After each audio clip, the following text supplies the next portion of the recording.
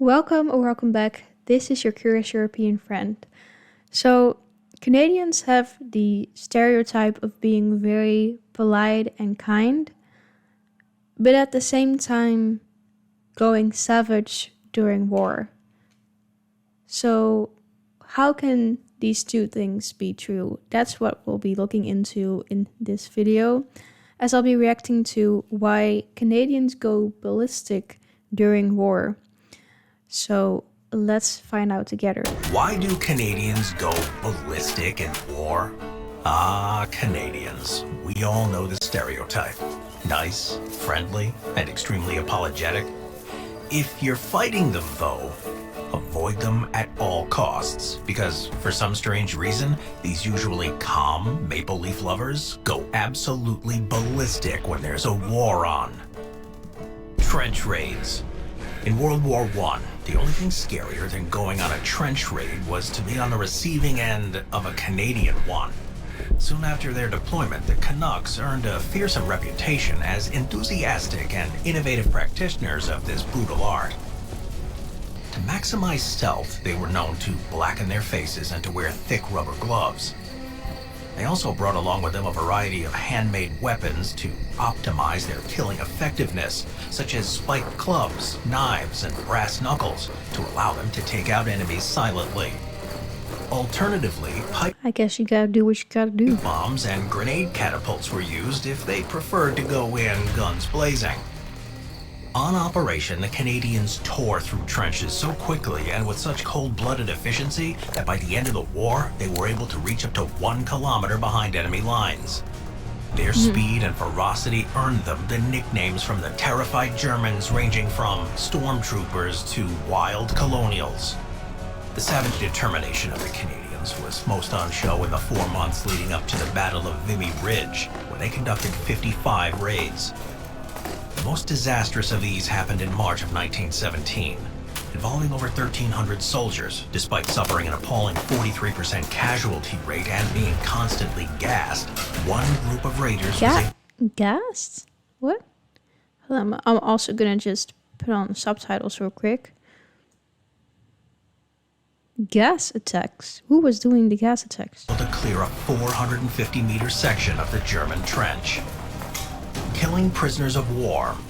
When they weren't going on deadly nighttime raids, the Canadians could usually be found slaughtering prisoners of war.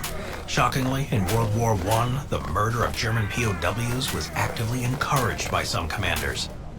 Before the attack on Vimy Ridge, for instance, Yeah, I did hear in another video that Canadians are known for not having that many prisoners of war, and you're more likely to take them out, so to speak, than imprison them. But then I wonder, why did they have prisoners from other countries? Because they did have to take in some prisoners of war, right? But then from other countries. Did they just not have the capacity and tell them to take them in? To tell the Canadians to take them in? Because I thought in another video that it was mentioned that Canadians treated the prisoners of war really good, really well. So that is kind of a, I don't want to say funny, but interesting thing, if you think about it, that they weren't, if I am correct in saying this, otherwise, please correct me, because, that they themselves didn't have that many prisoners of war, but then they took them in from other countries, and they treated them really well. So, One soldier recalled how an officer told him, "Remember, no prisoners, they'll just eat your rations." Having to share already limited food supplies was just one of the reasons why most preferred to shoot rather than capture. but the most powerful justifications were revenge and battle rage. In a typical account, one lieutenant would recall how, after losing half of his company to machine gun fire, his surviving men rushed to the battery that had caused the damage to find the Germans inside crying and with their hands up. Unmoved, they proceeded to mercilessly bludgeon and shoot them to death. Another would relate on one occasion, a German rushed to one of his comrades with a bayonet, but then chickened out and surrendered. In his own words, "Our boy would have none of it. He lunged at the German again and again, who each time lowered his arms and stopped the point of the bayonet with his bare hands. The German was screaming for mercy." Even if a surrendering German somehow survived his initial encounter with a wild colonial, his life was still in great danger. In this regard, one veteran would remember how he once witnessed one of his fellow Canadians turn a German POW into red mist by dropping a live grenade into his greatcoat pocket. Oh. Live and let die. During World War I, soldiers carried out an unofficial live and let live policy. This was an unspoken agreement in which both sides agreed to only attack each other if ordered. The most famous example of this in action was the unofficial 1914 Christmas Day truce, in which thousands of combatants from both sides exchanged gifts, sang carols, and mingled with each other for a few hours. The next year, though, the Canucks were on the front lines, and unlike their allies, live and let... That seems very... yeah. Strange, almost. That you just suddenly have a truce and you're not fighting and exchanging gifts, and then you're going to be killing each other again. Wow. Live was not in their vocabulary. Among their number were the troops of the 3rd Battalion, who were stationed in the Ypres salient on the Western Front. In the spirit of the previous year, voices from the opposing trench wished them a happy Christmas, and some of the friendlier Canucks returned the greetings. After a couple of minutes, men from both... I mean, yeah, I guess you're all just people, but I don't know. You're fighting, and at the same time, it's like, okay, Merry Christmas. Like, I would not... Well, I don't know what I would do, because, of course, I haven't been in that situation. But I wouldn't think that they would do that. Sides had raised their heads above the dugouts, and an older, whiskered man was invitingly waving a box of cigars. Moments later, a Canadian sergeant ruined Christmas by dispatching 2 Germans with his machine gun. Of course, this wouldn't be the... Damn, that's ruthless. I mean, you're at war. But damn. Last time the Germans of the Great War were tricked into a false sense of security by their heartless North American foe. In one particularly cruel episode, Canuck troops tossed tins of corned beef into a German trench. Then, when they heard their requests for more, they lobbed grenades at them instead. As the stories so far have illustrated, for some reason, Canadians went absolutely bananas in World War I. But why were they so angry? Some historians have argued their ruthlessness was an emotional response to a battlefield rumor about the so-called crucified Canadian, an officer who was supposedly crucified to a barn door near Ypres. Others have speculated their thirst for revenge drew from their traumatic experience at the harrowing 1915 Second Battle of Ypres, during which Canadians took the brunt of the first ever German poison gas attack of the war. That's so crazy. I didn't know that they were gassing during battles as well. Huh?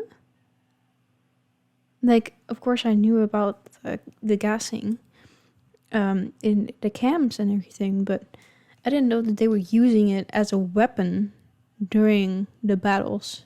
The best explanation, however, may be the simple fact that Canadians were brutalized more than any others because they were always being placed in the first wave of attacks. Juno Beach. By the close of the Great War, the Canadians had gone from a relatively unknown fighting force to one of the planet's most feared and respected military outfits. It was with this hard-earned reputation that they would enter the killing fields of World War II to face off against a German army reinforced by elite units with a strangely familiar name, stormtroopers.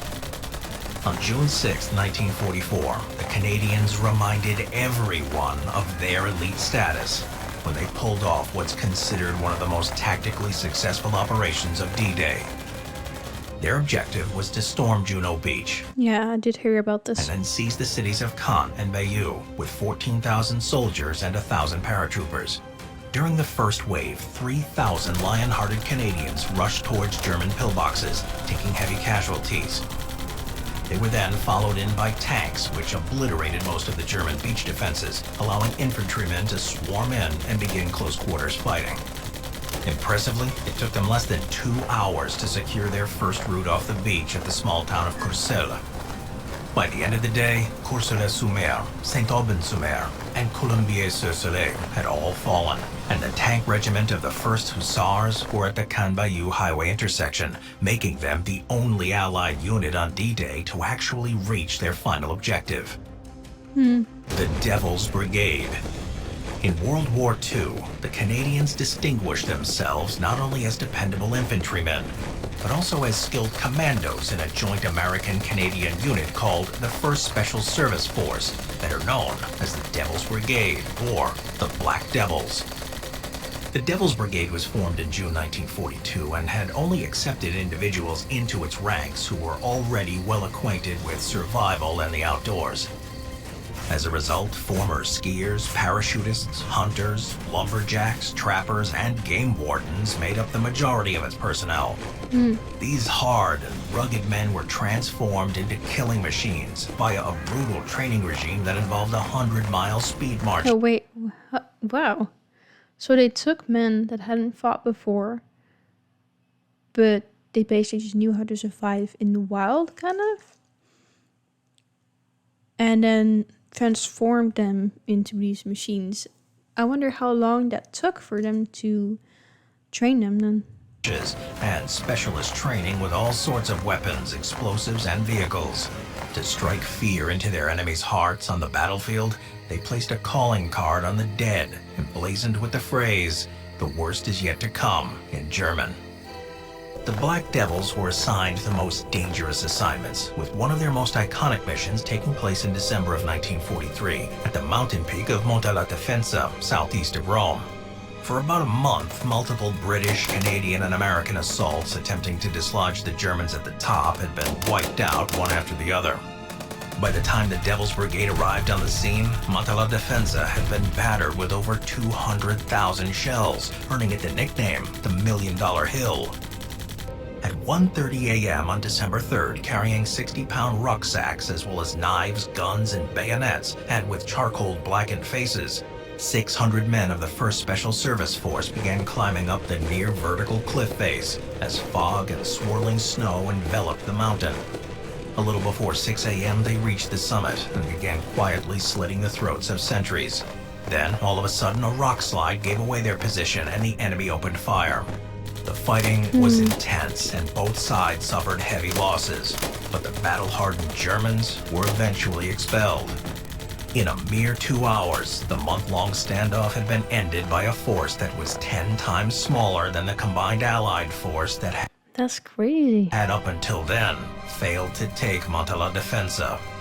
With a little help from the Americans, they had shown that once again, that to mess with a Canadian in wartime is to sign your own death warrant.